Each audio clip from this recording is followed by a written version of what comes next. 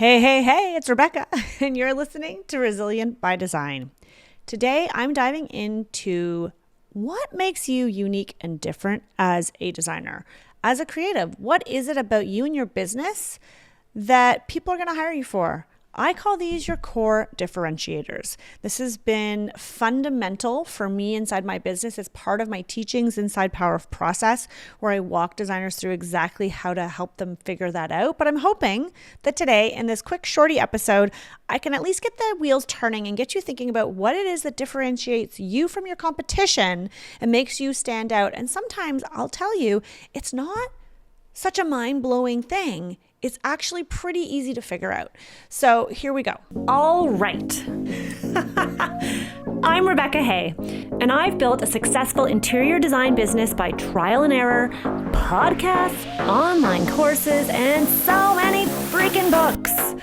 Over the last decade, I've grown from an insecure student to having false starts to careers, and now I'm finally in the place where I want to be. Throughout my journey, it's been pretty obvious that I'm passionate about business and helping other entrepreneurs do the same. Each week, I'll share tangible takeaways from my own experience and the experiences of other badass women to help you build your confidence and change your business. Okay, identifying your core differentiators. This was something that I first encountered when I read a really great book. It's called The Blue Ocean Strategy. It's a bit of a heavy read, so it's actually not on my recommended reading list because I had a hard time even getting through it, but the concept behind it is really, really good. The idea is that you need to understand what sets your business apart and then how that is going to propel your marketing efforts to a whole new level. But the question is, do you know what sets you apart? Like, what is it that sets you and your business apart from the competition? What makes you stand out amongst the crowd? At face value, you might not think there's anything different, right? You might just think, well, like, I'm designing beautiful homes. So is Rebecca. So is so-and-so. So is someone else. But there are subtle nuances that are actually going to make you stand out. The idea behind that book that I mentioned, The Blue Ocean Strategy, is that most businesses are operating in a sea of red, in a red ocean, where the competitors are more or less working in the same way, and it makes them virtually indistinguishable to the client, right? They're like, I don't know, who do I pick? And as a result, those businesses tend to just compete on service and fees, right? Well, this is my service, or well, I'm cheaper than them, so maybe they'll hire me, or I'm more expensive, so maybe I'll get higher end clients. But the problem with this is that you're not standing out. You are stuck in a red ocean of designers. You're just another one of the crowd versus being in a blue ocean. You know, there's a great example that they share in the book of Cirque du Soleil. And if you've heard of Cirque du Soleil, Canadian shout out. They're a circus, acrobatic circus act that travels around the world now, very famous. And back in like the 80s, they were a circus. And they started to think about, okay, what is it about the circus that can make us stand out? Because they're not going to win and beat the other circuses by selling $10 tickets, right? Taking care of animals, selling concessions, those tend to be the ways that people are making their money. So instead, they transformed their circus into a dinner theater. They charged a higher ticket price than anyone else in the industry, and they started to attract a new demographic. They are now a totally international sensation. They realized that people would pay more to come for an experience versus the regular, traditional, as you'd always known at circuses, that were maybe differentiating themselves by the type of animals, the types of concessions, maybe the colors of the tent, the marketing. They completely stood out and they found themselves in a blue ocean, and they are still supremely successful today. Okay, so how do you figure out what your differentiators are? So I want you to think about one big thing. I was going to say more than that, but this is the one thing I want you to think about. What is typically done in your industry, and what do you do that's different? So, for example, I wrote out all the different things that kind of are, I would say, the like categories within our industry.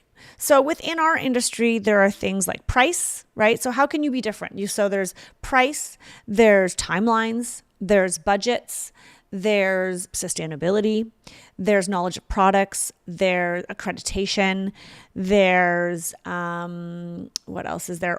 Organization, there's billing structure, right? All of those things. And then I went through and I determined, okay, of all of these things, of all of these categories, where does the industry have sort of either everyone's doing it the same way or it's kind of not important, versus where do I value and emphasize it in my business? And so I went through all of them and I highlighted where I felt that we were exceptional within that sea of red. And the areas that I found were 4.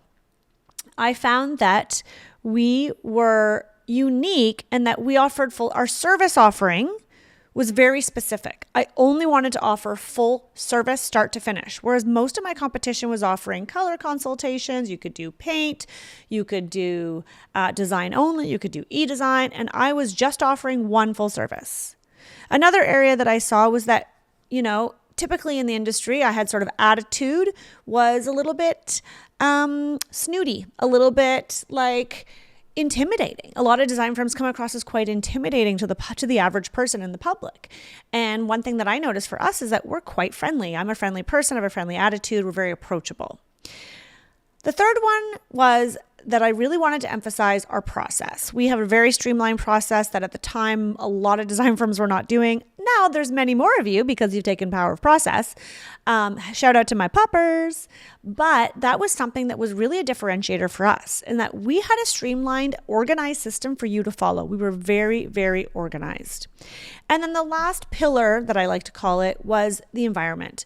At the time when I did this exercise, really no one was talking about sustainability. No one was talking about the environment. There was not a lot of fabrics out there. There were even recycled content. Like there wasn't anything. And this was like maybe only 5 or 6 years ago.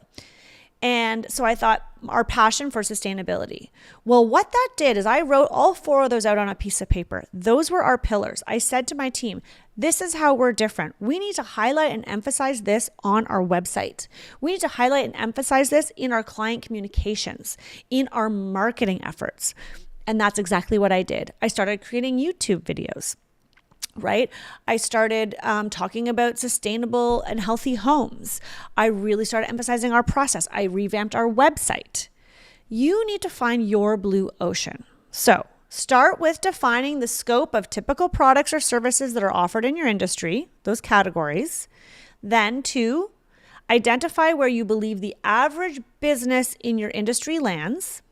Then 3, identify where you believe your company stands out. And then look and highlight the areas where you think you feel strongly about it and you know that you're doing it at a higher level. And the point of this is that you're not going to necessarily be the only one who has a friendly attitude. But you could emphasize that because it's true about you, and there are not a ton of firms that are talking about that. You might not be the only one. I'm definitely not the only one now talking about sustainability. Is it still a differentiator? Hell yes. The industry at large is not all talking about being sustainable. I'm also extremely passionate about it. So take the time to think about what are the core differentiators for you in your company and put them on paper, because this is going to help your marketing, especially as we roll into the fall and you want to attract a whole new caliber of clientele. I can't wait to hear how this exercise goes. Hit me up with a DM and let me know what are your unique differentiators. Please leave us a review on iTunes. Guys, I hope you liked that shorty episode. I'll see you soon.